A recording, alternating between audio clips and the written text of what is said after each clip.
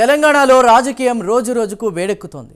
రేవంత్ పాలనపై BRS గొంతెత్తుతోంటే BRS హయాంలో జరిగిన అవకతవకలను వెలికితీసే పనిలో పడింది అధికార కాంగ్రెస్.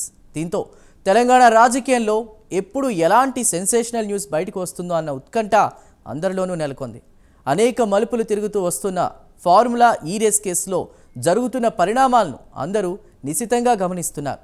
దీనికి సంబంధించి తాజాగా ఏసీబీ కార్యాలయం వద్ద హైడ్రామా చోటు చేసుకుంది. విచారణకు హాజరు కాకుండానే కేటీఆర్ వెళ్ళిపోయారు. ఏసీబీ లీగల్ టీంను లోనికి అనుమతించకపోవడంతో ఏఎస్పీకి రాతపూర్వకంగా స్టేట్మెంట్ ఇచ్చానన్నారు కేటీఆర్. ఇంతకు ఈ కార్ రేస్ కేసులో తదుపరి పరిణామాలు ఏ విధంగా ఉండబోతున్నాయి?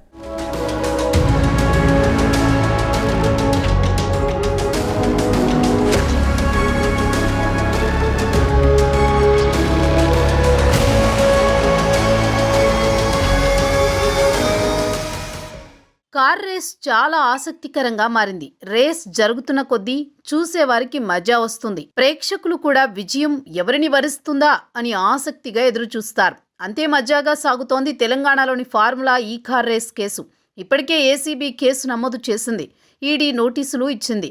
ఈ కేసులో తాజాగా ఏసీబీ ఆఫీస్ వద్ద హైడ్రామా చోటు చేసుకుంది. తెలంగాణలో ఫార్ములా ఈ రేస్ కోసం అక్రమంగా 56 కోట్లు విదేశీ సంస్థకు కేటాయించిన కేసులో మాజీ మంత్రి కేటీఆర్పై కేసు నమోదైంది. రిజర్వ్ బ్యాంక్ అనుమతి లేకుండా నిధులు కేటాయించడంపై తెలంగాణ ప్రభుత్వానికి 8 కోట్ల జరిమానా విధించింది. దీంతో ప్రభుత్వం నిధులు దారిమళ్లినట్లు గుర్తించి గవర్నర్ అనుమతితో ఏసీబీ కేసు నమోదు చేసింది. దీనిపై క్వాష్ పిటిషన్ దాఖలు చేసిన కేటీఆర్కు అరెస్ట్ నుంచి ఊరట లభించింది. కానీ విచారణ కొనసాగించేందుకు అనుమతి ఇచ్చింది. దీంతో జనవరి 6న విచారణకు రావాలని నోటీసులు ఇచ్చింది.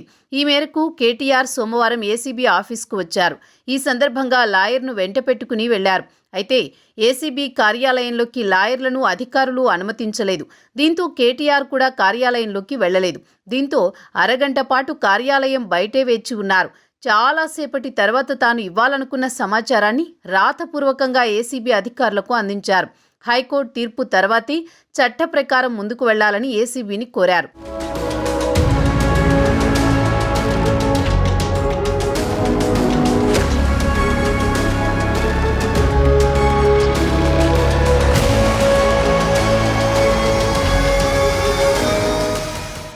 ఫార్ములా ఈ రేస్ కేసుపై డిసెంబర్ 17న ఏసీబీ ఎఫ్ఐఆర్ నమోదు చేసింది. దీనిపై కేటీఆర్ హైకోర్టులో క్వాష్ పిటిషన్ దాఖలు చేశారు. డిసెంబర్ 18న ఎఫ్ఐఆర్పై కోర్టులో సవాల్ చేశామని 31న వాదనలు విన్న కోర్టు తీర్పు రిజర్వ్ చేసింది. ఈ విషయాలను కూడా కేటీఆర్ తన సమాధానంలో పొందుపరిచారు. ఈ కేసులో ఏసీబీ ప్రతివాదిగా ఉన్న విషయం గుర్తు చేశారు. తీర్పు ప్రకటించే వరకు విచారణ నిలిపివేయాలని కోరారు. అయినా ఏసీబీ తనకు నోటీసులు ఇచ్చి వివరణతో పాటు పత్రాలు ఇవ్వాలని కోరిందని తెలిపారు. అయితే ఏ సమాచారం కావాలో స్పష్టంగా పేర్కొనలేదని వెల్లడించారు. ఏ డాక్యుమెంట్లు కావాలో కూడా తెలుపలేదని పేర్కొన్నారు. తాను చట్టాన్ని గౌరవిస్తానని, అందుకే ఏసీబీ కార్యాలయానికి వచ్చానని కేటీఆర్ అన్నారు. ప్రభుత్వం రాజ్యాంగబద్ధంగా తనకు దక్కిన హక్కులను కాలరాస్తోందని ఆరోపించారు. తెలంగాణలో రేవంత్ రాజ్యాంగం నడుస్తోందని ఆరోపించారు. గతంలో నరేందర్ రెడ్డి విచారణ సందర్భంగా తప్పుడు స్టేట్మెంట్ ఇచ్చారని, ఇప్పుడు తన విచారణ సందర్భంగా కూడా తప్పుడు స్టేట్మెంట్ ఇస్తుందని ఆరోపించారు. న్యాయవాదులు తన వెంట ఉంటే అభ్యంతరమేంటని ప్రశ్నించారు. ఒక పౌరుడిగా తన హక్కులను కాపాడుకోవడానికే న్యాయవాదుల సహకారం తీసుకున్నానని తెలిపారు. ఇక తనను విచారణకు పిలిచి తన ఇంటిపై దాడి కూడా రేవంత్ సర్కార్ కుట్ర చేస్తోందని కేటీఆర్ ఆరోపించారు.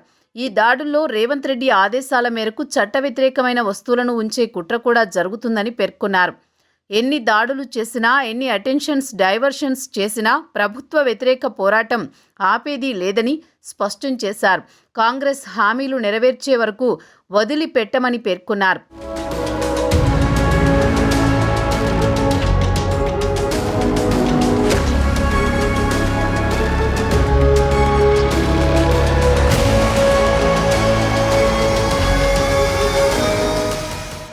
ముఖ్యమంత్రి రేవంత్ రెడ్డి పథకం ప్రకారం కథ నడిపిస్తున్నారని, ఈ కేసులో రేవంత్ రెడ్డి సాధించేదేమీ లేదని, తన ఇంట్లో తన మామ సంవత్సరికం కార్యక్రమం జరుగుతోందని, పూజలు జరిగే సమయంలో డ్రామా సృష్టించే ప్రయత్నాలు చేస్తున్నారని ఆరోపించారు కేటీఆర్. ఇక గ్రీన్ కో సంస్థ ద్వారా బీఆర్ఎస్ పార్టీకి కోట్ల లబ్ధి చేకూరినట్లు కాంగ్రెస్ ప్రభుత్వం చేసిన వ్యాఖ్యలపై కూడా కేటీఆర్ స్పందించారు. గ్రీన్కో 2022లో ఎన్నికల బాండ్లు ఇచ్చింది. 2023లో ఫార్ములా ఈ రేస్ జరిగింది. కాంగ్రెస్ బీజేపీకి కూడా గ్రీన్కో బాండ్లు ఇచ్చింది. ఫార్ములా ఈ రేస్ కారణంగా గ్రీన్కో నష్టపోయింది. అందుకే మరుసటి ఏడాది స్పాన్సర్షిప్ నుంచి తప్పుకుంది. అది క్విడ్ ప్రోకో ఎలా అవుతుంది? ఇది రేవంత్ రెడ్డి టీం చేస్తున్న దుష్ప్రచారం. పార్లమెంటు ఆమోదించిన ఎన్నికల బాండ్లు అవినీతి ఎలా అవుతుంది?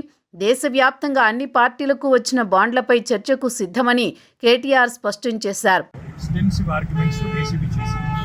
జడ్జ్మెంట్ రిజర్వ్ అయిన తర్వాత అసలు వచ్చే అవసరం లేదు, పిలిచారు, అయినా వచ్చినాక మీరు నా లాయర్ రాకూడదు అంటే నేను ఇన్ రైటింగ్ ఇవ్వండి, నేను లాయర్ రాకూడదు, ఇన్ రైటింగ్ ఇవ్వండి, నేను ఉంటాను ఇక్కడ వెయిట్ చేస్తాను, రోడ్డు మీద ఇక్కడ కూర్చొని ఇక్కడ ఇన్ రైటింగ్ ఇవ్వనండి, లాయర్ రావడానికి వీల్లేదు. లేదంటే మీరు వద్దు అంటే వెళ్ళిపోతారు. లేదు మీకు లెటర్ ఇచ్చి వెళ్ళిపోమంటే మీకు లెటర్ ఇచ్చి వెళ్ళిపోలేదు.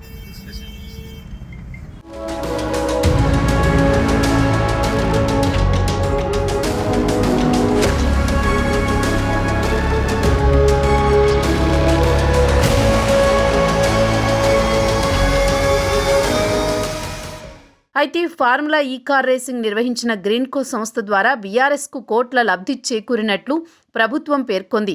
బీఆర్ఎస్ పార్టీకి ఎన్నికల బాండ్ల ద్వారా 41 కోట్లు చెల్లించినట్లు వెల్లడించింది. గ్రీన్కో అనుబంధ సంస్థలు 26 సార్లు బాండ్లు కొన్నట్లు తెలిపింది. 2022లో ఏప్రిల్ 8 నుంచి అక్టోబర్ 10 మధ్య బాండ్లు కొన్నట్టు ప్రభుత్వం తెలిపింది. ఏప్రిల్ 8న 20 బాండ్లు, అక్టోబర్ 10న 6 బాండ్లు కొన్నట్టు ప్రభుత్వం వెల్లడించింది. ఇక ఏసీబీకి లేఖ ఇచ్చిన కేటీఆర్ ఆ వెంటనే పార్టీ కార్యాలయానికి వెళ్లిపోయారు. విచారణ అధికారులకు ఏం పత్రాలు కావాలో సూచిస్తే తాను అందిస్తానని లేఖలో కేటీఆర్ పేర్కొన్నారు. కోర్టులో తీర్పు రిజర్వ్ చేశారని, అది వచ్చే వరకు తన విచారణ వాయిదా వేయాలని కేటీఆర్ కోరారు. తనకు పోలీసులపై నమ్మకం లేదని చెప్పారు. తన ఇంటిపైన దాడులకు ఏసీబీ సిద్ధమైందని చెప్పుకొచ్చారు. ఇక ఇప్పుడు ఏసీబీ ఏం చేయబోతోందనేది ఉత్కంఠ పెంచుతోంది. కేసు కోర్టులో పెండింగ్లో ఉంది, రిజర్వ్లో ఉంది కాబట్టి దాని తర్వాత నేను వస్తాను ఉత్తరం రాయొచ్చు. అప్పటిదాకా కేటీఆర్ గారిని అరెస్ట్ చేయకూడదు అని చెప్పి ఆర్డర్లే ఉన్నాయి, హైకోర్టు ఉత్తర్వులు. అరెస్ట్ చేయలేరు మాకు తెలుసు. అయినప్పటికీ కూడా ఒక బాధ్యత గల పౌరుడిగా, ఒక బాధ్యత గల నాయకుడిగా, ఒక బాధ్యత గల ప్రజాప్రతినిధిగా ఈరోజు అదే ఆఫీస్కి వాళ్ళు పిలిచిన ఆఫీస్కి వెళ్ళారు. వాళ్ళు ఏసీపీ గారు వచ్చి రిక్వెస్ట్ చేశారు ఇంటికి వచ్చి, సార్ మీ నాయకులు చాలామంది వస్తున్నారు, మాకు ఇబ్బంది అవుతుంది ఇట్లా అని చెప్తే, ఏ నాయకులు రారు నా వెనకాల, నేను ఒక్కరిని వస్తా, మీరే ఎస్కార్ట్ పెట్టి తీసుకొని పోండి, నాకు అభ్యంతరం లేదు, నా లాయర్లతో కలిసి వస్తున్నా, నా కారులో ఒకటే కారు అలో చేస్తామని చెప్పారు. ఓకే మా నాయకులు ఎవరిని తీసుకురాను, నేను నా లాయర్ మాత్రమే వస్తారు అని చెప్పి ఇక్కడ ఏసీబీ గారికి ఇంట్లో చెప్పే వారితో పాటు బయలుదేరారు. ఇప్పుడు పోయిన తర్వాత ఏసీబీ ఆఫీస్ ముందట బయట ఆపేసారు. ఇప్పటికి దాదాపు అర్ధగంట అవుతుంది. అర్ధగంట నుంచి బయట కారులోనే కూర్చోబెట్టాను లాయర్లు వద్దు అనే సాకుతోని. ఎందుకు భయపడుతున్నారు లాయర్లను చూసి రేవంత్ రెడ్డి? ఎందుకు భయం అవుతుంది నీకు? ఇందులో ఒక దొంగ వేషం ఉంది. మొన్న మా పట్నం నరేంద్ర రెడ్డి గారిని లగచర్ల కేసులు ఏదైతే పద్ధతుల్లో అక్రమంగా అరెస్ట్ చేసి వారు చెప్పని మాటలన్నీ చెప్పినట్టు పోలీస్ స్టేషన్ విచారణలో నేనే ప్లాన్ చేసినా మొత్తం కేటీఆర్ గారి ఆదేశాల మేరకు అని చెప్పి ఏదైతే తప్పుడు రాతలు రాసి కోర్టులో సమర్పించిండ్రో మళ్ళీ ఇక్కడ కూడా అదే జరుగుతుందని నాకు అనుమానం ఉంది. పోలీసుల మీద మాకు విశ్వాసం పోతుంది. రేవంత్ రెడ్డి రాజ్యాంగం అమలవుతుంది, ఇక్కడ భారత రాజ్యాంగం చట్టాలు అమలు కావడం లేదు. అందుకే నేను లాయర్లను తీసుకొని వస్తాను ముందే చెప్పి తీసుకొని పోయాను.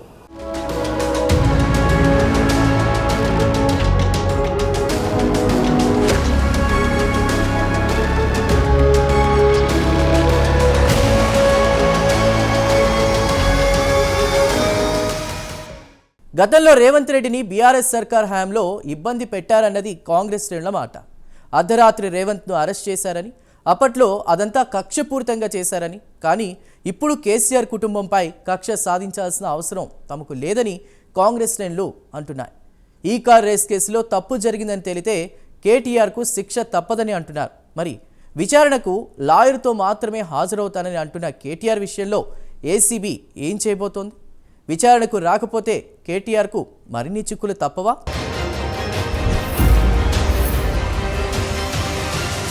కేసీఆర్ పార్టీ ఓటమి తరువాత నుంచి బయటకు రావడం లేదు. ఆయన బయటకు రాకుండానే ఏడాది పైగా సమయం గడిచిపోయింది. ప్రస్తుతం బీఆర్ఎస్కు పెద్ద దిక్కుగా ఉన్న కేటీఆర్ దర్యాప్తు సంస్థలకు టార్గెట్ అయిపోయారు. జరుగుతున్న పరిణామాలను చూస్తే కేటీఆర్కు మున్ముందు మరిన్ని చిక్కులు తప్పేలా లేవని రాజకీయ వర్గాల్లో చర్చ జరుగుతోంది. ఒకవేళ కేటీఆర్ పరిస్థితి అటు ఇటు అయితే గులాబీ క్యాడర్ పరిస్థితి ఏంటి? ఆ పార్టీని నడిపించేదెవరు? ఫార్ములా కేసు మాత్రమే కాకుండా మిగతావి కూడా కేటీఆర్ మేడకు చుట్టుకోబోతున్నాయా?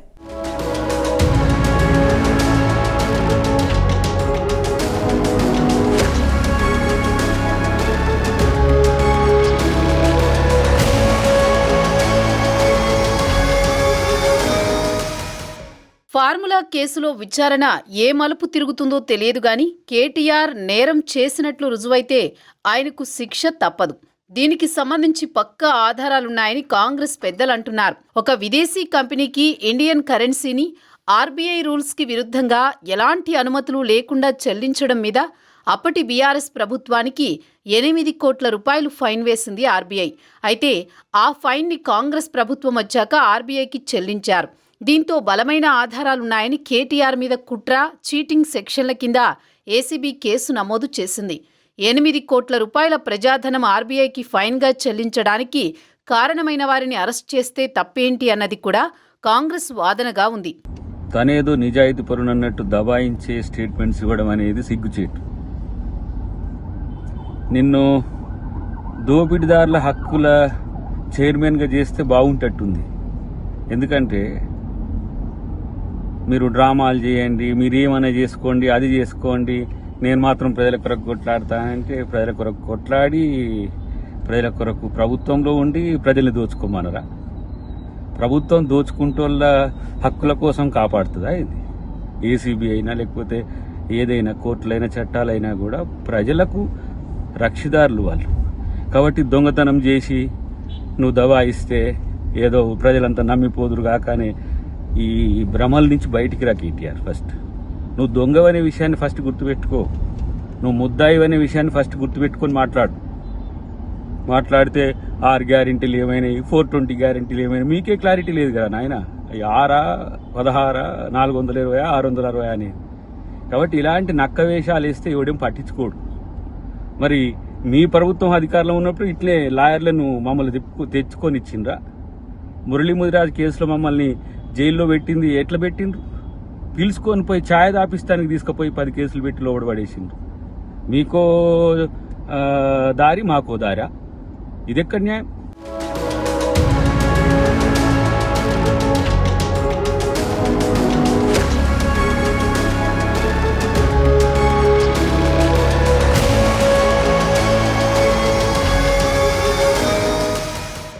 ఫార్ములా కార్ రేస్ ఏర్పాటులో ఎలాంటి అవినీతి జరగలేదని, అదసలు కేసే కాదని కేటీఆర్ కొట్టిపారేస్తున్నారు.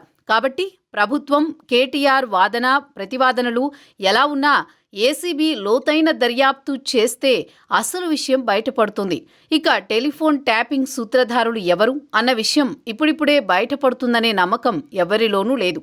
ఎందుకంటే కీలక పాత్రధారి ఇంటెలిజెన్స్ మాజీ chief T Prabhakar Rao America పారిపోయారు.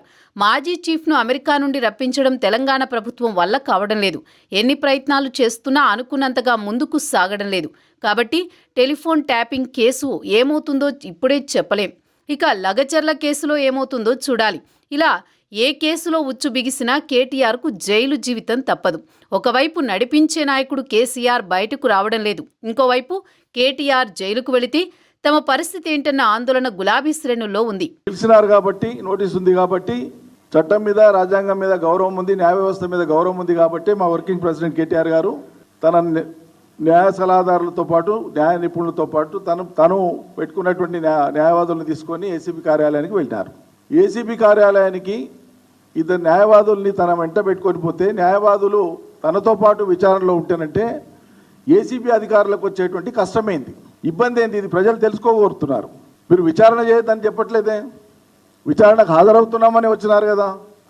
ఎన్నిసార్లు పిలిచినా వస్తామన్నారు. అంతకంటే ముందు చాలా స్పష్టంగా చెప్పినాం కదా, శాసనసభలోనే చర్చ పెట్టండి, మొత్తం దాని మీద వాస్తవాలంటూ ప్రజలకు తెలుస్తాయి, చర్చ చేస్తే అని చెప్పినాం. ఎందుకు పెట్టలేదు శాసనసభలో చర్చ? ముఖ్యమంత్రి గారు ఇంకా 2 అడుగులు ముందలకేసి ఈ రోజు కూడా మేము చెప్తున్నాం, కేసు జరుగుతుంది. మీకు చిత్తశుద్ధి ఉంటే ఎక్కడో అవసరం లేదు, మీ ఇంట్లో జూబ్లీ హిల్స్లో మీ ఇంట్లో ముఖ్యమంత్రి గారు మీకు నచ్చిన వాళ్ళని పెట్టుకొని ఈ కేసు మీద వాదోపవాదాలు ప్రజాక్షేత్రంలో తెలుసుకోవడానికి చట్టపరంగా ఉంటాయి. ఇప్పటికైనా సిద్ధమైతే పెట్టండి. కేటీఆర్ గారు వస్తారు, మీరు ఉండండి, లైవ్ పెట్టండి, మొత్తం రాష్ట్ర ఛానల్స్ పెట్టండి. మీరు చేయదలుచుకున్న వాదనలు మీ దగ్గర ఉన్న ఆధారాలు పెట్టి ప్రజల ముందర పెట్టండి. ప్రజలు కూడా అభిప్రాయం ఏర్పరచుకుంటారు కదా. సిద్ధమేనా?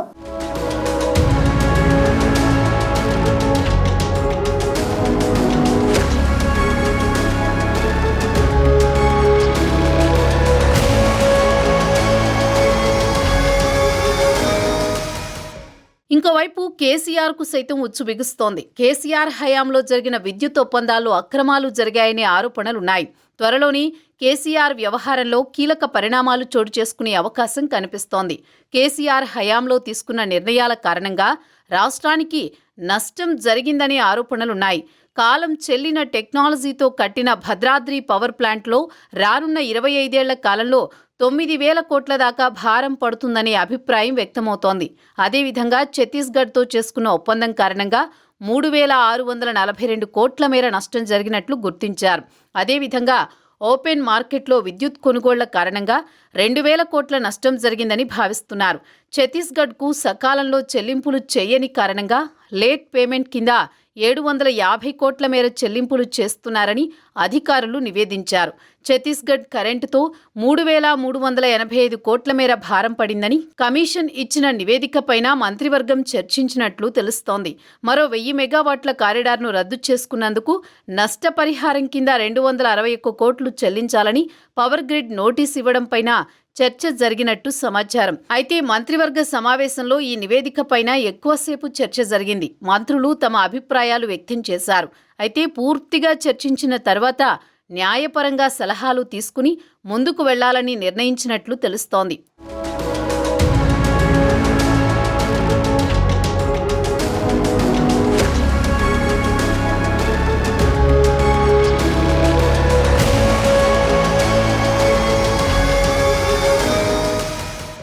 మొత్తంగా చూస్తే ఉద్యమ పార్టీకి కష్టాలు తప్పేలా లేవు. సుదీర్ఘ కాలం పాటు తెలంగాణ కోసం ఉద్యమాలు చేసి రాష్ట్ర విభజన తర్వాత ముఖ్యమంత్రిగా 10 సంవత్సరాల పాటు ఏకఛత్రాధిపత్యం వహించి రాష్ట్రాన్ని పాలించిన కేసీఆర్ పార్టీకి ఇప్పుడు జరుగుతున్న పరిణామాలు ఆందోళన కలిగిస్తున్నాయి. ఆ పార్టీ క్యాడర్ కూడా తమ పరిస్థితి ఏంటా అన్న ఆందోళనలో ఉన్నారు. ఒకవైపు కేటీఆర్ పరిస్థితి చూస్తూనే ఉన్నాం. ఎప్పుడు ఏ కేసులో ఆయనకు ఇబ్బంది కలుగుతుందో ఊహించని పరిస్థితి.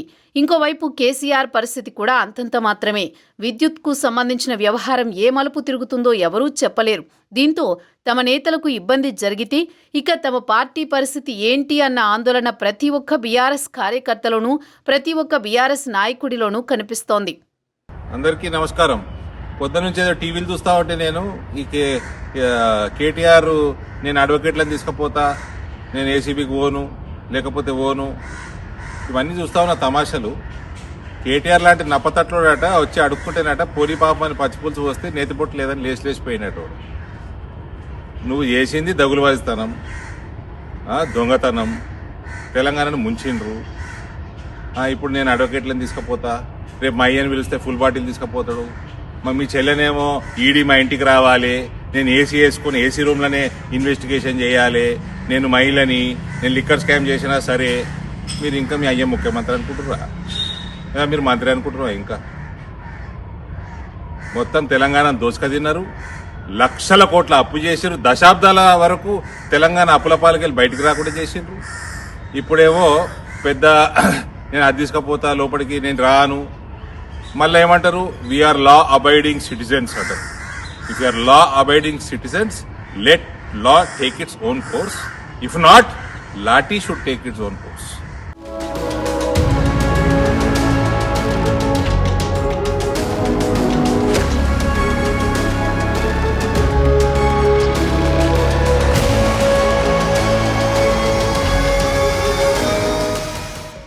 ఇప్పటికే తెలంగాణలో రాజకీయం కొత్త టర్న్ తీసుకుంది. లోక్సభ ఎన్నికలతో బీఆర్ఎస్ రాష్ట్రంలో జీరో అయిపోయింది. ఒక్క సీటు కూడా దక్కించుకోలేకపోయింది. బీజేపీ కాంగ్రెస్తో ధీటుగా సీట్లు సాధించి తెలంగాణ రాజకీయంలో సంచలనానికి శ్రీకారం చుట్టింది. దీంతో రాష్ట్రంలో పొలిటికల్ ఫైట్ ఇకపై హస్తం వర్సెస్ గులాబీ అన్నట్లుగా సాగుతుందన్న సంకేతాలను కూడా పంపింది. ఇంకోవైపు కేసీఆర్ కూడా బయటకు రాకపోవడంతో బీజేపీకి ప్లస్ అయింది. అయితే కేటీఆర్ గట్టిగా ప్రభుత్వంపై తిరుగుబాటుకు దిగడంతో మళ్ళీ బీఆర్ఎస్ లైన్లోకి వచ్చింది. అయితే గత ప్రభుత్వంలో జరిగిన అవకతవకలకు సంబంధించి కేటీఆర్ చిక్కుల్లో పడ్డంతో ఒకవేళ కేటీఆర్ జైలుకు వెళ్తే గులాబీ పార్టీ పరిస్థితి ఏంటి అన్నది ఇప్పుడు సర్వత్రా ఆ పార్టీలో ఆందోళన రేపుతున్న అంశం. చూడాలి మరి బీఆర్ఎస్ పొలిటికల్ ఫ్యూచర్ ఏ విధంగా ఉండబోతుందో అన్నది.